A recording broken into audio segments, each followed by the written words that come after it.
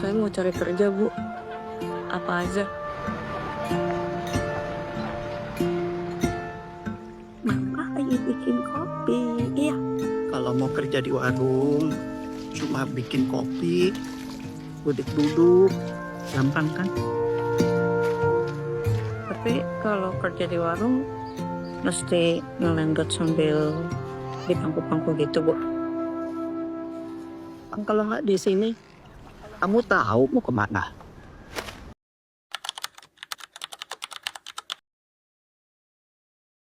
Pada awal film, kita diperlihatkan kondisi kehamilan Sartika yang terjadi di luar pernikahan.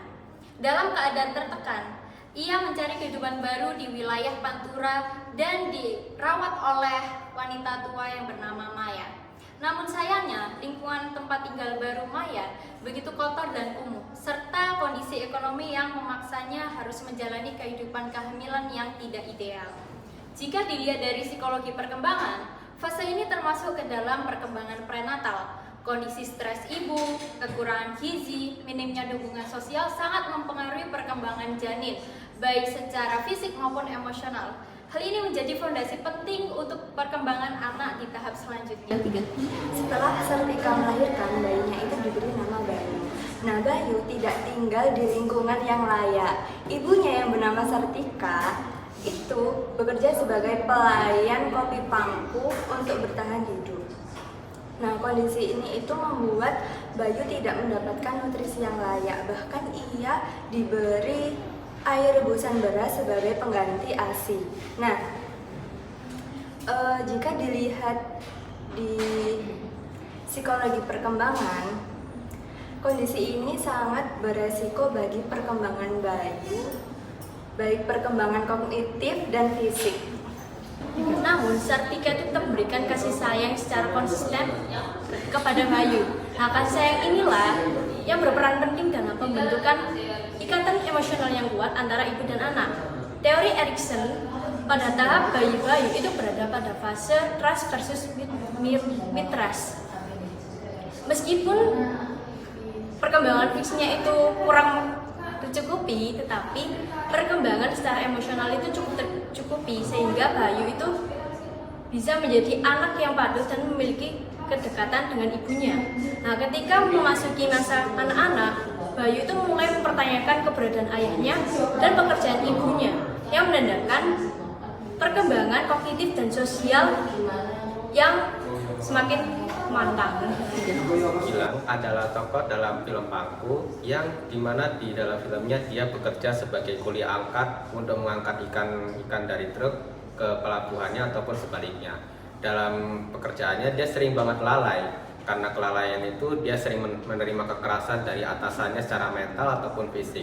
Meski tidak dijelaskan secara terang-terangan dalam film kalau misalnya dia sudah menemukan jati dirinya, tapi dalam momen dalam film tersebut ditunjukkan kalau misalnya dia akhirnya punya keinginan untuk bisa menempuh jalur pendidikan lanjut atau kuliah, alias dia punya keinginannya sendiri. Dalam analisis psikologi perkembangan bisa dianalisis kalau misalnya dia ini mengalami namanya identity versus role confusion. Keinginan Gilang untuk melanjutkan perkuliahan adalah tanda bahwa dia ingin mencari jati diri dan aspirasi pada masa depan. Namun dengan keadaan ekonominya yang sangat sulit, membuat dia terpaksa untuk dewasa dini sehingga terjadinya kebingungan peran. Nah, di tempat kerjanya dia pun dia mendapatkan kekerasan sehingga dia merasa pertumbuhannya itu tidak maksimal pada emosi dan harga dirinya. Namun dengan dia semangat untuk tetap kuliah dan semangat itu adalah menjadi bahan bakar dia pun tetap berkeinginan untuk mendukung masa depannya dia. Tokoh Sartika sebagai perempuan dewasa muda yang sedang mengandung dan harus mengambil keputusan besar dalam hidupnya. Ia meninggalkan desa lamanya untuk menjalani kehidupan yang baru bagi anaknya. Saat perjalanan, ia bertemu dengan Bu Maya yang akhirnya kondisi tersebut dimanfaatkan oleh Bu Maya untuk bekerja dalam kopi pangku. Dari psikologi perkembangan, Sartika berada pada tahap dewasa muda dan menjalani tugas kemandirian dan relasi intim. Namun dalam keadaan ini Sartika itu mengalami keadaan dalam kritis ekonomi dan eksploitasi. Nah, yang dimana keadaan ini tuh membuat dia itu terjebak dalam keadaan perkembangan yang tidak ia inginkan. Yang dimana hal ini tuh membuat dia itu menjadi mengisolasi diri. Nah, pada suatu hari dia tuh ketemu dengan yang namanya Hadi. Nah, Hadi ini tuh yang membuat dia tuh menjadi pribadian yang lebih baik gitu loh, yang menuntut Sartika ini menjadi orang yang lebih mengenal dirinya gitu loh. Kehadiran Hadi ini membantu perkembangan si Sartika, yang dimana Sartika ini membantu dengan membantu mengelola emosinya dia, membantu dengan menemukan harga dirinya dia, dan membantu perkembangan dalam kondisi ekonominya dia, dan seperti yang disampaikan tadi yaitu kondisi kritisnya dia yaitu ekonomi. Dan Kemudian, Bumaya mempresentasikan tahap perkembangan manusia. Meskipun tidak banyak ditampilkan secara detail, perannya itu sangat penting dalam alur cerita. Dan Bumaya ini digambarkan sebagai sosok yang keibuan dan menolong, namun juga memiliki kontrol besar terhadap sistem kopi pangku. Dalam psikologi perkembangan, manusia berada pada tahap integrity versus despair menurut Erikson.